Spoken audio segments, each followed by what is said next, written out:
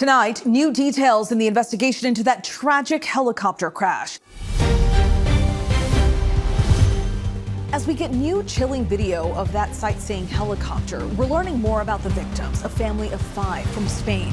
The mom was celebrating her 40th birthday, and the middle child would have turned 9 today. The pilot, a former Navy SEAL.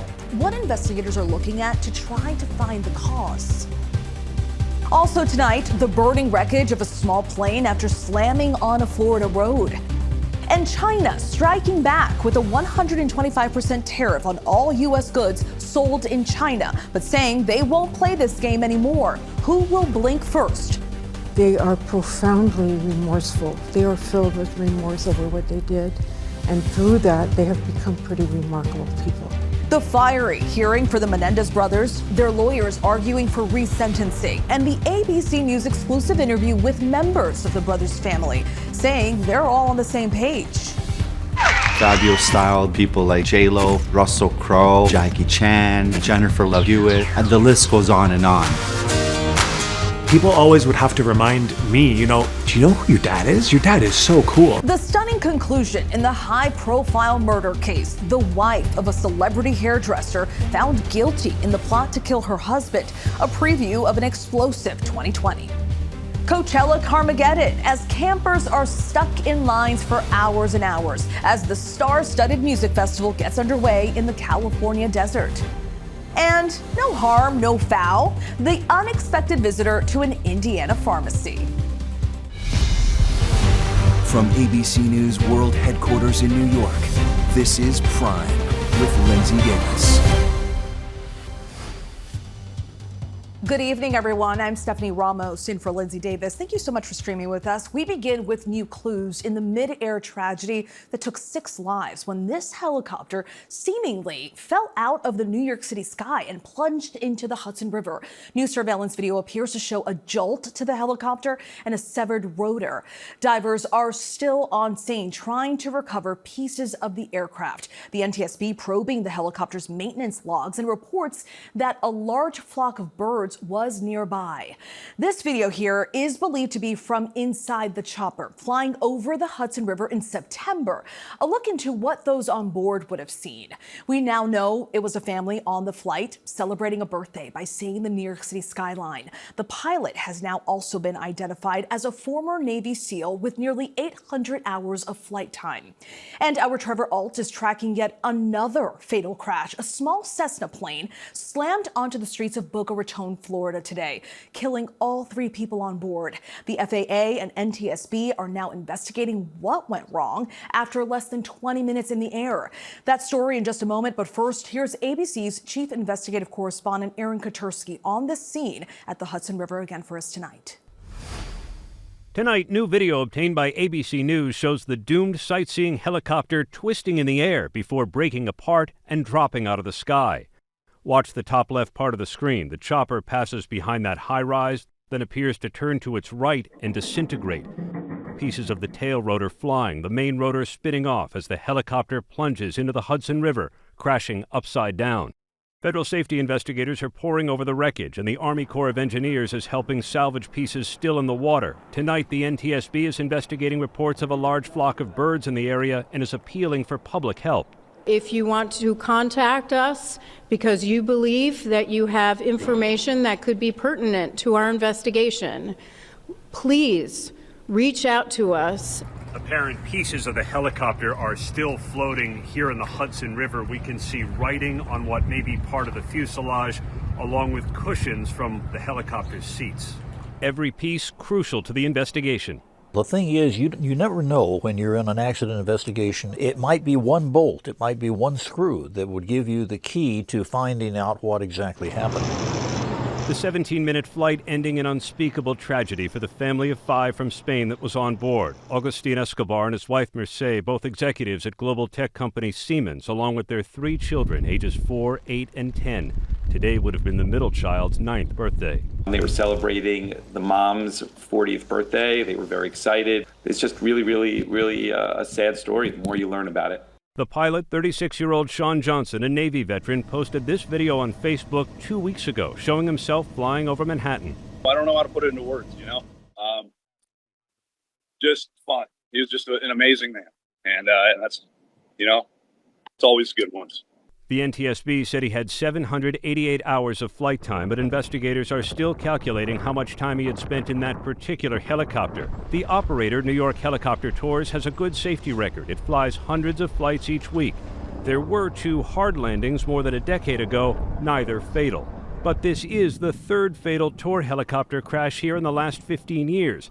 5 people were killed when a helicopter crashed in the East River in 2018. 9 people died when a helicopter and a plane collided over the Hudson River in 2009. So many tragic accidents. Our thanks to Aaron Katursky for that report. Now to another deadly air disaster. This one in Boca Raton, Florida, also caught on video. And a warning, this video is disturbing. The small plane apparently suffered mechanical trouble just after takeoff.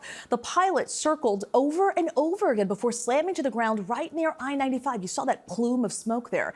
The 3 people on board were killed and another person was injured after driving into the wreckage. ABC's Trevor Alt has the latest. This is the moment a small plane came crashing down in Boca Raton, Florida, erupting in a deadly fireball. Oh my God, oh my God. The Cessna slamming onto the street right next to busy I-95, the wreckage still aflame across those railroad tracks, debris littering the street. Man. Witnesses describing the plane's terrifying descent. It was extremely low. It almost appeared like it was going to skim the top of the roof. And then the impact. I hear just a loud explosion, and then a huge fireball comes over the overpass. And I see the palm trees right there start catching on fire. Officials say all 3 people on board were killed. Another man was injured by debris after driving a car through the fireball. The plane repeatedly circled near the Boca Raton airport, flight radar showing its path, in the air only minutes before crashing just shy of the runway. The aircraft had apparently some mechanical issues and went down here on Military Trail. That's Trevor Alt reporting. Thank you, Trevor. Tonight, China is firing back in the trade war with the United States, increasing tariffs on U.S. goods to 125% after President Trump raised tariffs on Chinese goods to 145%. The standoff nearly halting trade. Selena Wang is standing by with more on the impact for small business owners. But first, let's get to ABC's chief White House correspondent, Mary Bruce. Tonight, for the first time, Chinese President Xi Jinping speaking out on the escalating trade war with the United States as China raises the stakes even higher. President Trump has imposed a staggering 145% tariff on all Chinese goods coming into the U.S. But tonight, the Chinese leader declaring China has never been afraid of any unreasonable suppression. China then raising its own tariffs on American products to a massive 125%, essentially saying that products made in America are no longer welcome. Xi's message to the U.S., there is no winner in the tariff war, and standing against the world, you will only isolate yourself. The president says he has a great relationship with Chinese President Xi. He's willing to speak with him directly. Why doesn't the president just pick up the phone and get this ball going? The president, as I said from the podium just a few days ago when I was up here, would be gracious if China intends to make a deal with the United States. So is he waiting for China to make the first move here? I'm not going to comment on communications that are happening or may not be happening. Prices already rising on everything from clothes to toys to electronics. And China's retaliatory tariffs already taking a toll. From Illinois to Ohio to Iowa, ABC News speaking with American farmers who rely on China to purchase their crops, like soybeans. China buys more American soybeans than any other country, paying U.S. farmers nearly $13 billion last year.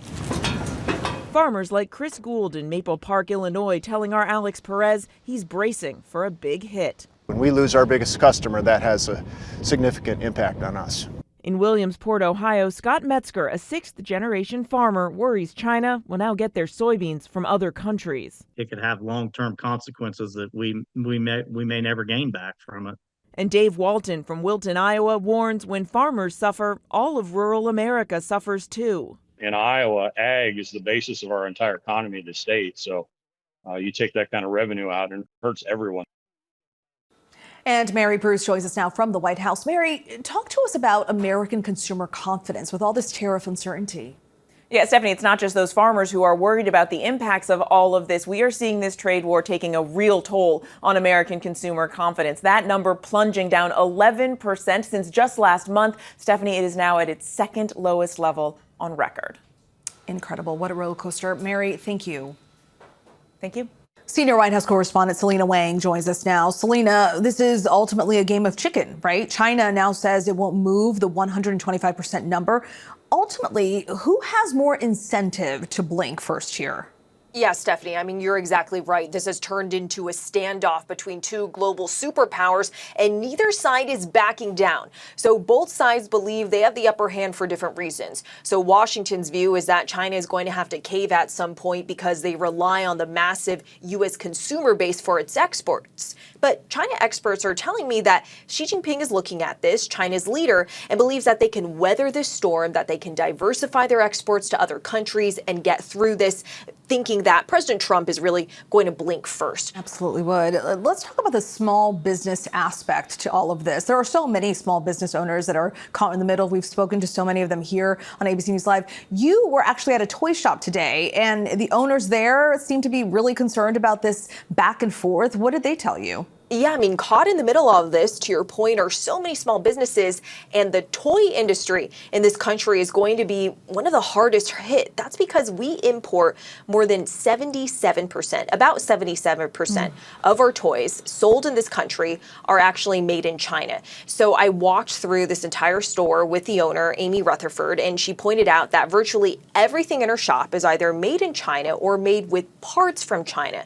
So she sources her goods from vendors all around the world, including in the U.S., who then get those toys from China. She says those vendors are already telling her that the prices are going up or they're just pausing shipments. So take a listen to what else she told me. Well, if it's an $80 Panda from 32, then that makes a big difference. People aren't going to want to pay that. They can't afford to pay that. And how much of the cost do you think you can absorb? Just like we did in the pandemic, I'll be able to absorb some of it, but I certainly can't absorb 145%. That's not possible. Not even half of that is possible, honestly. So, Stephanie, just to emphasize, she said there that that stuffed panda could go up to $80, which of course would have a massive impact on the consumer base and their willingness to spend. She said she's concerned about having to potentially lay off workers in the future, depending what happens to this tit-for-tat trade war. A trickle-down effect for sure. The consumer feeling it, the small business owner is feeling it. Yeah, I don't know who's buying an $80 plush panda, but wishing her and all business owners out there the best of luck. Selena, thank you so much. Thanks, Stephanie. A judge has ruled that a former Columbia graduate student and activist can be deported. It's a decision that could possibly apply to hundreds of other international students the Trump administration has targeted. Here's ABC's Chief Justice correspondent Pierre Thomas. We made a progress. Tonight, a federal immigration judge saying former Columbia University grad student Mahmoud Halil can be deported. The judge embracing Secretary of State Marco Rubio's assertion that Halil's presence in the U.S. poses an adverse foreign policy consequence. A student visa is like me inviting you into my home. If you come into my home and put all kinds of crap on my couch, I'm going to kick you out of my house. Halil was a student activist and one of the leaders of the protests on behalf of Palestinians during the early days of the Israeli-Hamas war. The ruling could have broad ramifications, suggesting that the Secretary of State could potentially remove hundreds of other international students who were part of similar protests across the country. He's not resisting. Halil, who was detained in New York and flown more than 1,000 miles away to Louisiana, addressed the court today defiant. You said last time that there's nothing that's more important to this court than due process rights and fundamental fairness. Clearly, what we witnessed today, neither of those principles were present. Meanwhile, back in a federal courtroom just outside of Washington, D.C., immigration activists were fighting for the return of Kilmar Abrego Garcia, a husband and father mistakenly taken to El Salvador's most notorious prison last month. Tensions running high that the judge clearly frustrated that the Trump administration had zero information about Abrego Garcia's living conditions or status. Judge Paula Zenas repeatedly asking, "Where is he and under whose authority?" The government's lawyer responding, "Your Honor, I do not have that information." Are you concerned about his condition? Very much so. It's really distressing to me. Our Matt Rivers visiting that high-security mega prison, witnessing the stark conditions firsthand of the general population. 80 inmates to a prison cell. No visitors or books allowed. Inmates never allowed outside. Today, armed with a Supreme Court ruling from last night calling on the government to facilitate Abrego Garcia's return, the judge demanded to know how the government planned to make that happen. Our thanks to Pierre Thomas. Tonight, the United States reporting the highest number of measles cases in 6 years, crossing a new threshold. There are now more than 700 cases across 24 states, an increase of 105 cases since just last week. According to the CDC, the majority of those infected are under the age of 19, and most of them are unvaccinated or vaccination status is unknown. Despite the steady rise, Health and Human Services Secretary Robert F. Kennedy Jr. has claimed cases are plateauing.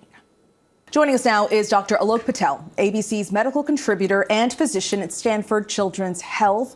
Doctor, so great to see you. Stephanie, good to be here. Nice to see you in studio. We're seeing measles cases pop up more and more across the country, a lot of them popping up in Texas. How are doctors diagnosing this infection?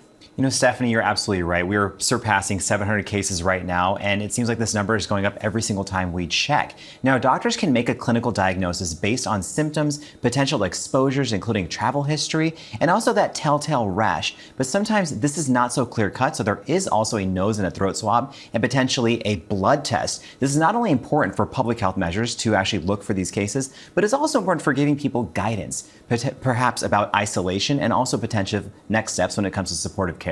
And we're seeing so many kids affected by this, but who's most at risk for serious complications? You know, statistically, not only here locally, but worldwide, children under the age of 5 are at most risk of having severe complications. Now, make no mistake, anyone out there who is unvaccinated and unprotected can catch measles at the same rate. But think about children for a second. They have developing immune systems. They're always crowding around each other, whether it's a play group, daycare, or school. And also, children under the age of 1 aren't even able to get the vaccine. So we have a group of kids who are very susceptible to getting severe illnesses. Doctor, because you're here, we're going to ask you about a number of other things. The president, he is undergoing his annual physical today. So we would imagine that would entail tests, evaluations, but what can you tell us? You know, President Trump is 78 years old, and what we've been told that this is an annual exam that anyone should be out there getting. And this is usually going to involve basic measurements such as your vital signs, your heart rate, your blood pressure, potentially an eye or hearing exam, a physical exam, looking at somebody from head to toe, even checking out their skin. There may also be a cognitive exam, looking to see what someone's concentration, their memory, their attention is like. There could also be some blood tests, and depending on an individual's risk of certain illnesses, or risk of chronic illnesses, family history, etc., there may also be some further tests as well, such as imaging or screening for chronic illnesses or even cancer. So let's shift to autism. Health and Human Services Secretary Robert F. Kennedy claims that the nation's top health agency is going to, quote, know what has caused the autism epidemic by September. That's just in a few months.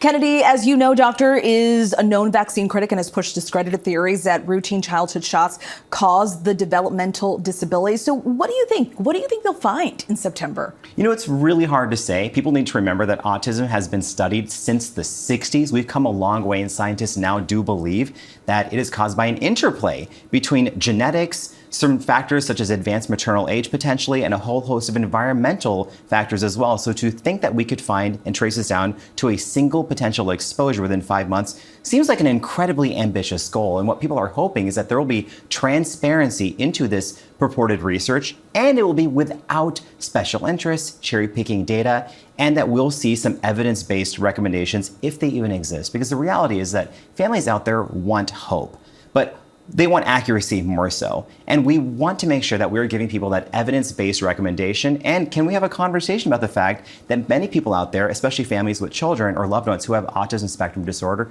still need to make sure that they have resources to go and get screened and get therapy and not wait for months before they can see a developmental specialist. So we all want to see awareness. We want to see more research, but we want to make sure it's done in a responsible, accurate fashion. And we want to be clear that scientists have said that vaccines do not lead to autism. So I think it's such a strong claim to say they'll know for sure in September. I mean, that's quite the claim. We couldn't say it any clearer. Since the early 90s, over 1 million children have been studied, and we can definitively say that there is no link between vaccines and autism. And Stephanie, it bears repeating because we still see this misinformation repeated online on social media. And I hear it all the time from parents as well. I encourage every parent out there, if you have questions about vaccines, to please go and talk to a board-certified healthcare professional. Thank you so much, Dr. Patel. Great to see you in person. Appreciate you.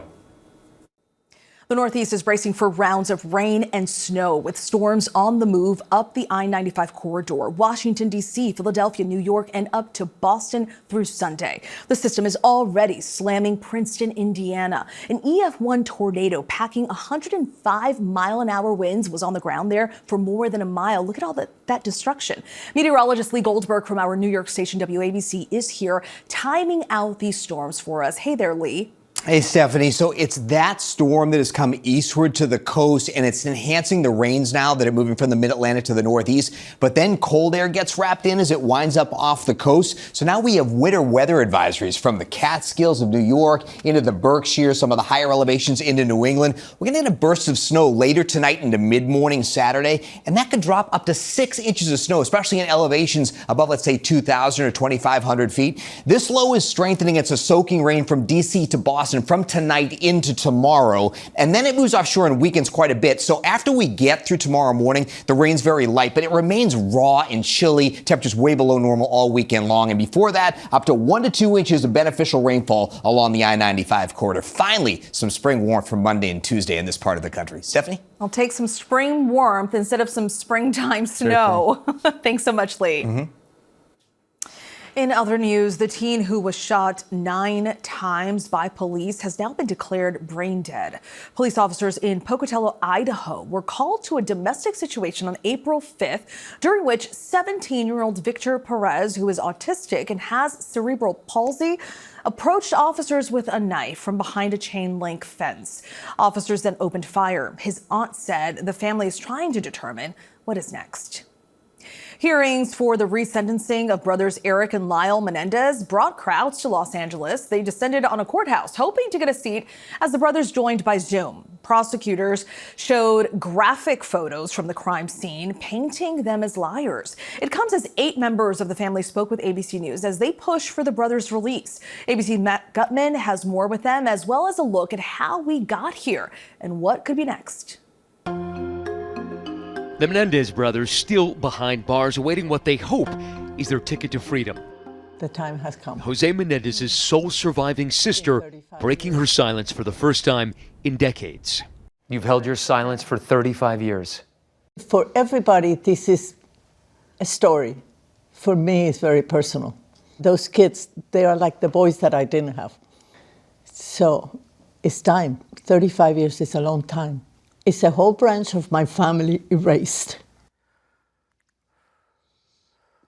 The ones that are gone and the ones that are still paying for it, which were kids. While LA's new district attorney, Nathan Hochman, tells ABC News he would reconsider his position on resentencing the brothers, but only if they admit to what he says are decades of lies. If they sincerely and unequivocally admit for the first time in over 30 years the full range of their criminal activity and all the lies that they have told about it. Like, do you want them to enumerate each individual lie? Do you have a checklist? I actually do. This comes after the major shakeup from the DA just last month. Our position is that they shouldn't get out of jail.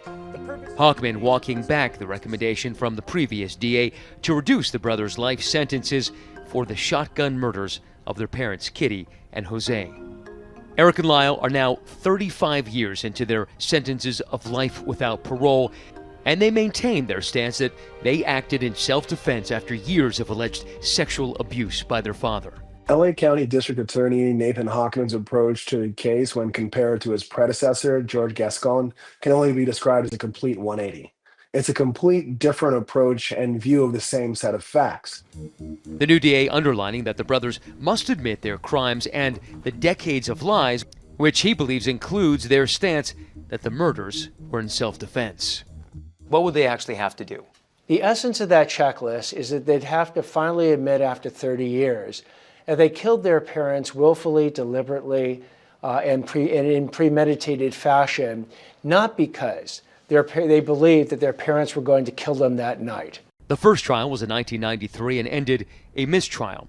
In the second trial in 1995, the court did not allow some of the sexual assault evidence to be included, and it ultimately ended with the brothers being found guilty. Does anybody here have any doubt at this point that the brothers were sexually abused by their father? No. Our understanding of abuse has changed over the years to understand who can be victims and how they can be victims. The idea of young men being sexually assaulted was so foreign to people that wouldn't amount to a proper defense. This was appointment television in the 1990s, but 3 decades after the crime, the story was back in the headlines after a new documentary and a heavily dramatized version were released on Netflix. Eric and I killed our parents together, so I'd say that makes us pretty close. Taking the brothers from public enemies to victims. If there was the letter that was allegedly found years later of one of the Menendez brothers sending to his cousin detailing those allegations of sexual assault, then other elements of evidence would be able to be admitted into the case. There's an argument, and a strong argument, that the type of arguments and evidence that came into that case might have been different in a way that would have had a different outcome for the Menendez brothers. Their hopes for release may fall on Governor Gavin Newsom, who has fast-tracked a parole board assessment, the first step in potentially granting clemency. Yeah, Governor Newsom gives us hope. Yes. A lot of hope. The question for the board is a rather simple one. Do Eric and Lyle Menendez, do they pose a current, what we call unreasonable risk to public safety? The Menendez brothers are utilizing 3 different paths to ultimately try to get to the same goal, their release. There's a habeas corpus petition, there's resentencing, and there's a clemency application. Jose's sister, Terry Baralt, battling colon cancer. Are you concerned that you might not live to see the brothers released from prison? It is a concern. I have tried to go see them as much as I can, but it's hard because I live in New Jersey and I'm 85. I don't have that much time. And I don't care what anybody says. I don't. How do you describe the past 35 years? Hard. There's been a void in our family. They are truly, deeply sorry for what they did, and they are profoundly remorseful. They are filled with remorse over what they did, and through that, they have become pretty remarkable people. Our thanks to Matt Gutman for that report. Coming up, the must-see video of the moments an officer pulls a man and 2 dogs from a burning home. But first, a celebrity hairstylist, a murder scene, and a wife accused of being a mastermind at the center of it all. Tonight, the outcome of a high-profile murder trial in Los Angeles. Seemed like he was living the American dream, the life that a lot of people would want, right? Welcome back. Tonight, a verdict in the high-profile murder of a celebrity Los Angeles hairdresser. A jury found his wife guilty of murder and conspiring to kill her husband at the home they shared with their 2 daughters. It's the subject of tonight's 2020 episode, and we have a sneak preview. Here's Chris Connolly.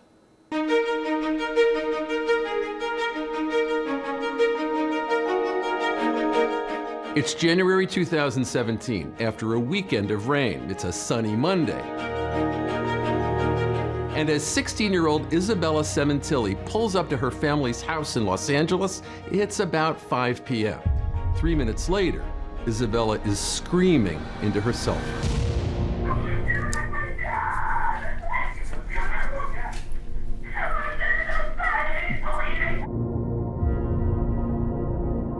In just a few minutes, law enforcement and emergency vehicles converge on the site, but Isabella's father is dead. Police say the victim was stabbed to death at his home. He's been identified by police as 49-year-old Fabio Cementelli. At the house, distraught family and friends gather into the night. Isabella is there, along with Fabio's older daughter, Jessica, and his widow, Monica, who is inconsolable, speechless with shock and grief. And I'm sitting with Monica, and she could not put words together. She was like, "I'm not a wife anymore," over and over. To have somebody murdered in their home It freaked all of us out. These kinds of things don't happen at Woodland House. Yet Fabio Cementilli's murder did happen, and it happened in cushy Woodland Hills, California. This brazen killing would reveal secrets that would tear this family apart. And since we first brought you this story in 2024, new video and shocking new revelations direct from the courtroom. This is a homicide case that's going to look like a Hollywood movie, except that it's reality. The explosive trial and verdict, some 8 years in the making. And in this case, what you heard was that the defendant deceived everybody. Hey everybody, how you doing? My name is Fabio Cementilli. Decades before his murder, Fabio Cementilli had started living life to the fullest in his hometown of Toronto, Canada. This technique over here, you can take it to the bank, let me tell you. A hairstylist with a personality so grande, they called him Big Daddy. The first time I heard Big Daddy, I'm like, who are they talking about? Oh, of course, Fabio. Fabio was a salon standout, and he thrived in the spotlight. And everywhere he went, people adored him. Fabio styled people like J-Lo, Russell Crowe, Jackie Chan, Jennifer Love Hewitt, and the list goes on and on. People always would have to remind me, you know, do you know who your dad is? Your dad is so cool, right? And I would say, yeah, I mean, he's just my dad. But now I realize, oh my gosh, yeah, he was a big deal in the hair industry. Fabio reveled in that life as a self-made superstar from Little Italy in Toronto, where he was a first-generation Canadian. He sang Italian. He sounded Italian. He drove an Italian car. He drove a Fiat. For Fabio, family seemingly was at the center of his universe. In those days, he had a loving wife, Vonda, and a young son, Luigi, but he was especially close with his sister, Mirella. She was a well-known hairstylist in her own right. Nobody could style hair the way Fabio and Mirella were styling hair. We opened up a salon, Modelli, salon and spa, and that's where he came to work with me. And then she taught you everything you know. I don't want to take all the credit there. And a lot of clients loved his personality, of course, his laugh, and he could do no wrong in the salon, honestly. This young lady's transformation is going to be tough to beat. Fabio and Mirella, they became immersed in the glamorous world of competitive hairstyling shows. Cementilli's flair under pressure made them instant standouts. So within 17 minutes, you had to create, from start to finish, your look. We just loved every minute and killed it. They would announce 5 more minutes. 5 minuti rimani. And then hands off, don't touch. And I still have my finger on the hairspray. Team Modelli International! Then one day in the mid-90s, she would walk into their salon and change Fabio's life forever. She was Monica Crescentini, who was then working at a nearby clothing boutique. Fabio needed a model. You know, Monica was one of his clients, so of course it was very easy. He asked her to be a model, and she was very happy to be his model. Monica took to her new role and to the man who was styling her. She was doing a great job. Bob was winning. It was always, you know, a nice celebration, and I think they bonded. But while Fabio and Monica were growing increasingly close, for his wife Vonda, not a lot of highlights. Yeah, tough. I noticed after a while that, you know, my marriage started getting a little crowded. Fabio had fallen for Monica and the two were in love. They ended up getting married in 1997. Just when the ink on my divorce was dry. I, said to him, good luck with this marriage. I hope that she gives you everything that you're looking for. Fabio and Monica would have daughters Jessica and Isabella. Monica also welcoming Fabio's son by his first marriage. She welcomed Luigi into her home, and they had a lovely little family. Fabio admired her for welcoming Luigi like her own son. Brought me into the family and treated her like family. It was a very good relationship that we all had together. But then in 2007, the hair care company Wella makes Fabio this amazing offer to move him and his family to Southern California for a dream job as their vice president of education. Yet it meant leaving Toronto and so many cementillis behind. You could have said, how can you do this to us? I could have. And I didn't. He was just so excited about it. Can you believe it, Mur? They want me. He felt the need, he had to go. By 2011, Fabio is living his best life in the warm California sun, along with Monica and their two daughters, eventually moving to that neighborhood of Woodland Hills. The area that Fabio and Monica bought a house in LA is in a very, very nice part of Woodland Hills. Perfect kitchen, perfect patio, perfect porch. By early 2017, 49-year-old Fabio is already making plans for a 50th birthday blowout later that year. Seemed like he was living the American dream, the life that a lot of people would want, right? But then came that fateful January day when Isabella came home and went out to Fabio's patio office, where she was greeted by a scene of horror. Okay, do you know what happened?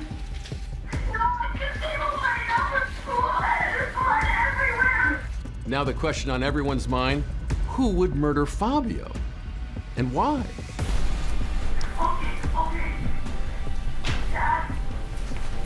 Dad, please, Dad. Our thanks to Chris Connolly and 2020 for sharing that preview with us. You can watch the special edition of 2020, Sex, Knives, and Videotape. That's tonight on ABC at 9 p.m. Eastern, and then later streaming on Hulu. Coming up, bringing a whole new meaning to Turkey Trot. Indiana police were called for a turkey that brought chaos to a local pharmacy. And next, your favorite artists are taking the stage in California. That's right, Coachella season starts this weekend, and we're diving into the artists and fans attending in By the Numbers.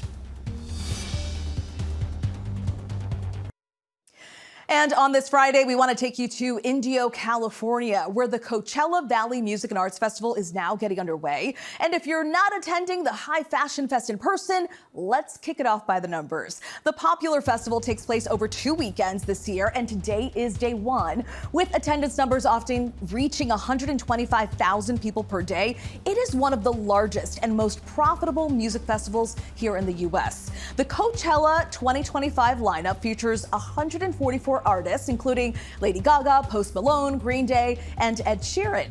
You can still get tickets with a general admission pass starting at $539 for weekend 2. If you go for weekend 2, VIP passes start at $1,200.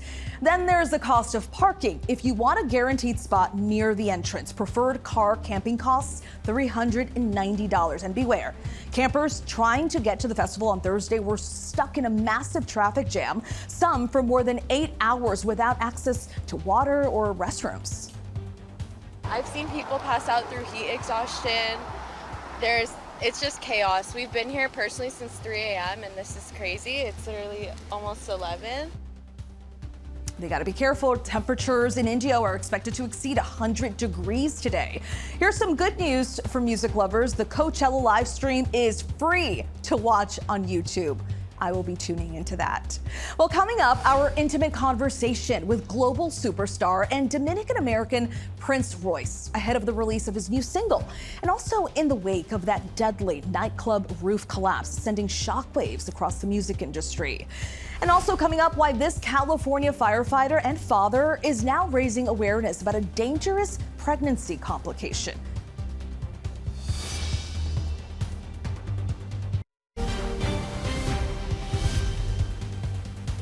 Indiana police were called for a turkey wreaking havoc in a pharmacy.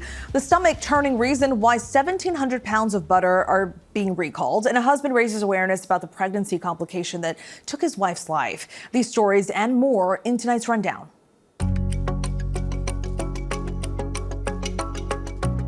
A Walmart employee killed 2 co-workers and injured another in a shooting spree that began at the store where they worked. Police say the 24-year-old suspect shot 2 co-workers at a Walmart in Covington, Georgia at 1:30 in the morning Friday, then allegedly broke into another co-worker's home and shot and killed her there. The suspect was taken into custody in South Carolina after a brief standoff with law enforcement where he apparently shot himself. A voluntary recall was issued for certain cases of Cabot Creamery butter over possible fecal contamination. Agrimark Inc. recalled 1,700 pounds of Cabot Creamery 8-ounce extra creamy sea salted premium butter after testing revealed the presence of coliform, a bacteria often found in fecal matter. Agrimark says they recovered the vast majority of the recalled butter before it was sold, with a limited amount sold in Vermont. Sir. Body camera video shows the moments a police officer rescued an unconscious man and 2 dogs from a house fire in Racine, Wisconsin. The officer is seen breaking into the back of the house and pulling the man and dogs out into the backyard. Racine police said 2 children in the front yard notified them there was a man inside the burning home. Officials said 1 adult and 2 children were taken to a hospital, and the cause of the fire is under investigation. After losing his wife, a California husband is now speaking out about a pregnancy complication. Firefighter Matthew Akula and emergency room nurse and influencer Haley Marie Akula had just welcomed their first child when Haley's condition suddenly worsened. They weren't able to get her heart rate back. She wasn't able to pump blood. Haley died of an amniotic fluid embolism, which prevented her brain from receiving enough oxygen. Matthew now says he wants to spread the word about the condition. It's such a fatal condition that happens to people. 12 pro-Palestinian protesters arrested after occupying a building at Stanford University last June now face felony charges. The Santa Clara County District Attorney's Office says the protesters are charged with felony vandalism and felony conspiracy to trespass and will be arraigned later this month. The DA's office says the protesters caused hundreds of thousands of dollars in damage to the building that houses the president's office. There's a very large turkey that just went in the store. Officers in Indiana found themselves dealing with a particularly tough customer. A turkey entered a Martin store in St. Joseph County and proceeded to knock over merchandise and chase customers. After some deliberation, a brave officer grabbed the large turkey off the shelf, safely escorting him out of the store and back into the wild. Tonight, Dominican-American superstar Prince Royce is reacting to the roof collapse in the Dominican Republic that claimed the lives of 221 people this week. ABC News Live had a planned sit-down interview with the singer about his new single, a cover of the Bee Gees' classic song, How Deep Is Your Love, before the tragedy at Jet Set nightclub struck. While we were together this afternoon, we spoke about the incredible loss in what was an iconic space to so many, a gathering place for lovers of live music. What we saw in Dominican Republic, just horrendous, so awful. What are your thoughts on what happened? I mean, just watching it from afar, it's so heartbreaking. I think it's just something that hits close to home. It's just like such a tragedy, and my heart goes out to everyone affected. And I think the reason why it's become such a big thing for especially Dominicans is that, you know, you could really relate to someone that was there, that it could have been you, or that you could have had a relative there. And I just think it's just really sad in general. So definitely my heart goes out to everybody over there, and, you know, like, it's just shocking, and there's not really anything you could say or do to kind of make it better. So it's definitely really sad what's happened out there. Yeah, it's a tremendous loss just to think of all the people that were not only lost, but also injured there. And I was talking to my mom about it. She's Dominican. She said she used to party there back in the 70s. Like, it's a legendary place. It's a legendary place. It's been there for so many years. And then to see this happen to this iconic place in DR is just really tough. And not just for those in the country, but just clearly around the world. It's an event where the fans were affected, where the performers were affected. And I think that in music, you know, when you go out to sing somewhere, or you go out clubbing, or you go to have a good time somewhere, that's like the last thing you're thinking about. And I think that hopefully, you know, people can eventually heal from it, but it's a tough one. Our thanks to Prince Royce for his time this afternoon. An investigation into what caused the collapse is ongoing. Today, the woman with the longest pig kidney transplant has had the organ removed after rejection. Tawana Looney lived with the kidney for 130 days. That's longer than anyone who has ever functioned with an organ from a genetically modified animal. Hospital officials say she has resumed dialysis. ABC's Morgan Norwood spoke with her in December when she was hopeful the kidney would work. How were you feeling that morning when you woke up? Oh my God, the energy, the blood flow. I could feel the blood flow through my veins. That's how strong the kidney was pumping. You could feel the difference? I could feel the difference. I told my nurse, I said, hey, I got a heartbeat in my lip. she said, Tawana, I said, oh, this kidney is strong. And that is our show for this hour. I'm Stephanie Ramos. Stay tuned to ABC News Live for more context and analysis of the day's top stories. Thanks so much for streaming with us.